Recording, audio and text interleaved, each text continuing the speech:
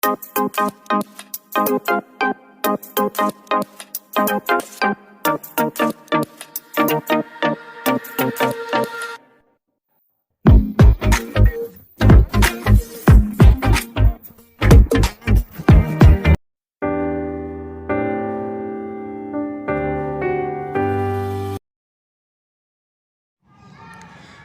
agorafobia pertama kali dipakai pada tahun 1871 untuk menggambarkan kondisi pasien yang takut untuk pergi ke tempat-tempat umum sendirian. Pengertian agorafobia menurut istilah berasal dari bahasa Yunani yang artinya takut terhadap tempat-tempat belanja. Orang-orang yang memiliki gangguan agorafobia takut kerumunan serta tempat-tempat yang ramai. Mereka juga takut pada ruang-ruang sempit, dan akhirnya mereka juga takut dengan tempat-tempat yang luas dan terbuka, khususnya jika mereka berada di tempat itu dengan sendiriannya. Mesrit Sutarjo, Wiramiharja 2005, menjelaskan arti agorafobia yaitu suatu ketakutan yang berada dalam suatu tempat atau situasi di mana ia merasa bahwa ia tidak dapat atau sukar menjadi baik secara fisik maupun psikologis untuk melepaskan dirinya. Sedangkan pendapat lain menjelaskan arti agorafobia adalah suatu kondisi di mana penderita menjadi cemas di lingkungan yang asing atau di mana ia merasa bahwa mereka terancam di situasi tersebut. Pemicu untuk kegelisahan ini mungkin termasuk ruang terbuka lebar orang banyak atau bepergian bahkan jarak pendek.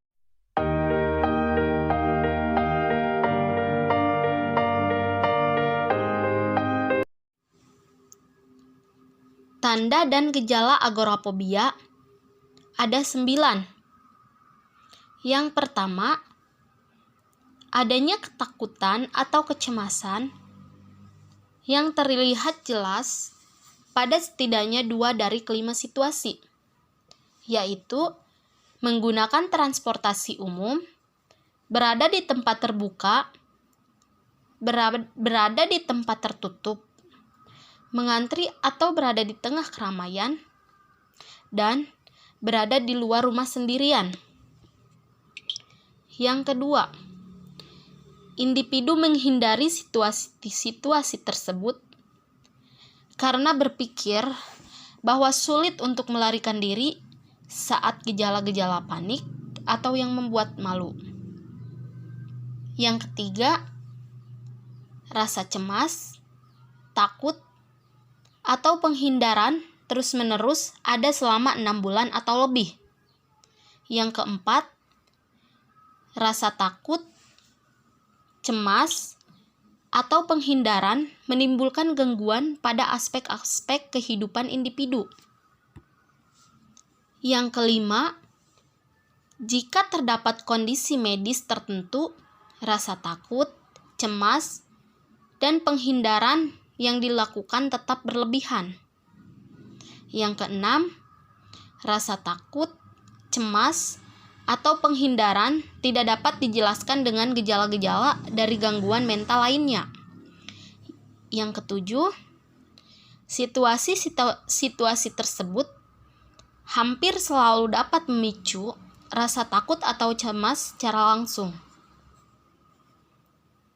Yang kedelapan, situasi-situasi tersebut secara aktif dihindari, membutuhkan keberadaan orang yang dikenal, atau ditahan dengan rasa takut atau cemas yang intens.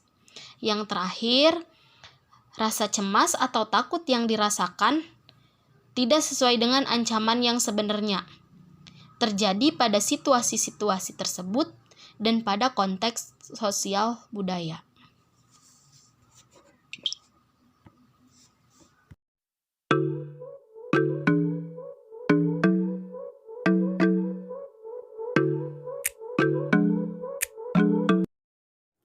Penyebab dari agorafobia belum dapat dipastikan, namun diperkirakan ada beberapa faktor yang mempengaruhinya, seperti yang pertama, ada kondisi kesehatan dan genetik. Yang kedua, individu yang meresponi serangan panik dengan rasa takut dan penghindaran yang berlebihan. Yang ketiga, ada stres pada lingkungan dan pengalaman traumatis yang terjadi sebelumnya, seperti pernah dilecehkan, kematian orang tua, ataupun pernah diserang. Yang keempat, ada memiliki anggota keluarga yang memiliki agorafobia, kemungkinan diturunkan. Yang kelima, ada individu yang memiliki temperamen yang pencemas. Dan yang terakhir, ada individu yang memiliki gangguan panik atau fobia lainnya.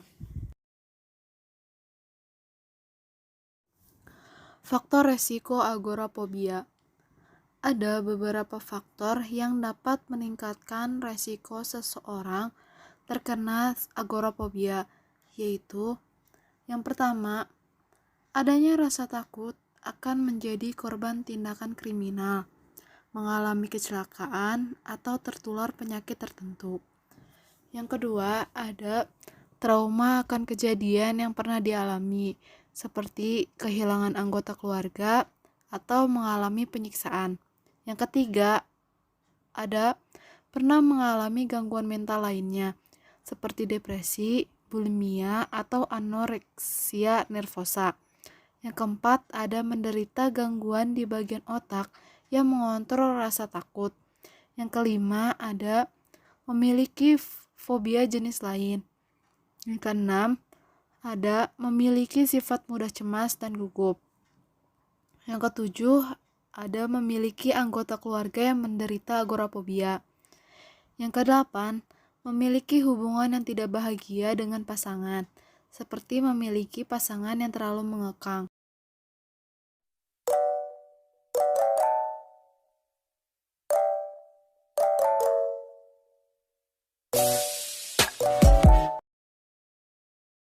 Agorafobia dapat ditangani dengan tindakan-tindakan berikut.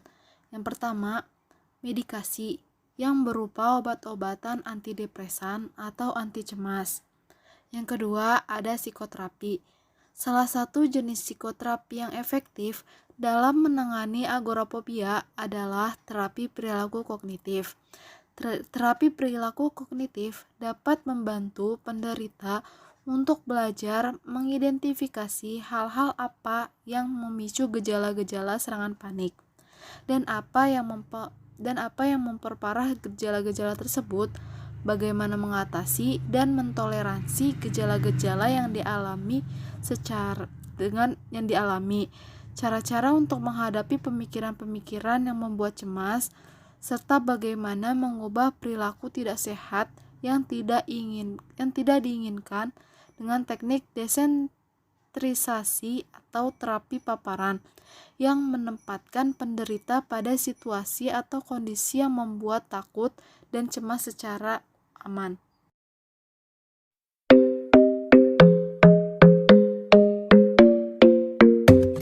Beberapa hal yang dapat Anda lakukan diantaranya, yang pertama, tetap mengikuti penanganan yang diberikan. Yang kedua, ada mempelajari teknik-teknik untuk mengatasi stres dan relaksasi seperti meditasi, yoga, dan sebagainya. Yang ketiga, ada hindari rokok, alkohol, kafein, dan narkotika.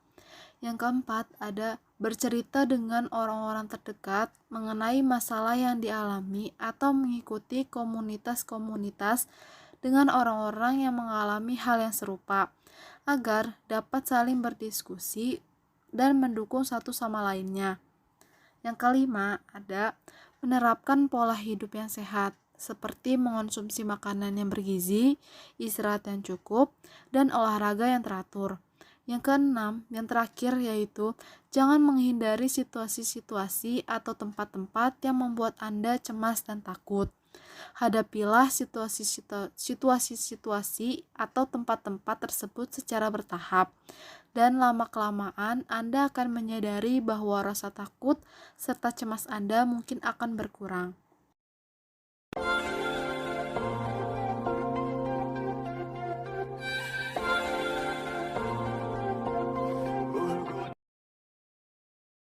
Sama atau tidak? Jelas tidak, karena agorafobia itu banyak penyebabnya. Tapi yang melingkupi itu kecemasan berlebih pada situasi tersebut nih. Kecemasan berlebihnya pada masa lalu, karena masa lalunya kan ada banyak, jadi mungkin dia bisa cemas karena masa lalu keramaian. Nah, keramaiannya ini dia juga bisa takut pada kesepian, karena sepi bisa dianggap situasi yang tidak terkontrol karena dia merasa takut bahwa dirinya terancam kalau sendiri. Nah, sedangkan kalau di keramaian dia juga bisa takut karena dia takut terancam oleh orang-orang di sekelilingnya. Pada siapa aja agorafobia bisa terjadi? Nah, agorafobia ini terjadi untuk orang-orang yang memiliki masa lalu yang menurut mereka itu sangat tidak kondusif untuk dirinya sendiri. Jadi dia nggak bisa ngontrol dirinya untuk di masa lalu itu, dan terjadi pada masa sekarang karena dia udah terjadi di masa lalu, dan merasa takut karena akan terjadinya hal-hal buruk atau apapun itu. Rasa takut dan cemas penderita akan menimbulkan gejala, yaitu yang pertama ada fisik, yang kedua ada kognitif, dan yang terakhir perilaku.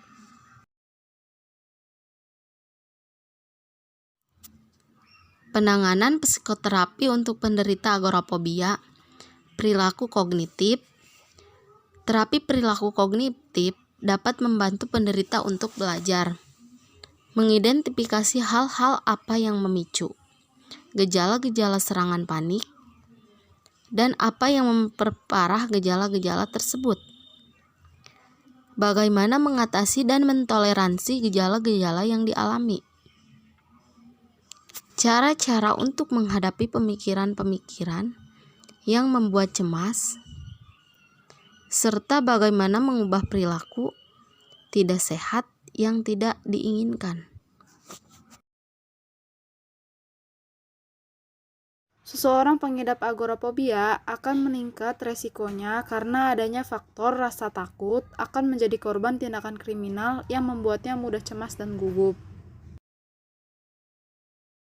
Antisipasi yang dilakukan pengidap agorafobia yaitu dengan cara menghindari situasi-situasi atau tempat-tempat yang membuat pengidap itu cemas dan takut.